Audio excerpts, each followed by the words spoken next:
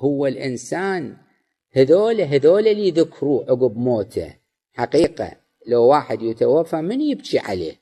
هي مرته تبكي عليه، بناته، أولاده، يظلون يذكروه، يقروا له فاتحة، يسووا له خيرات. وإلا أغلب الناس ما لهم شغل فيه، غايتها من يقولوا فلان مات كثير. يعني بعضهم زين يقول الله يرحمه يقرأ له فاتحة، بس كثير منهم يقول له ها يمتى مات، وليش مات، وليش ما راح لفلان طبيب، وأنا قلت له قبل مدة ليش ما رحت وما سمع كلامي. ومن هالحكي هذا، من هالحكي عمي يقول الله يرحمه يقرأ له فاتحة، ليش مات أجله وطلعت روحه بعد خلص قضي الأمر، وتعال أوصف لي مرضه من أول الآخرة. وذاك هم يقعد يقابله ويقوم يحشي له نص ساعة شلون تمرض وين ودوه وين جابوه.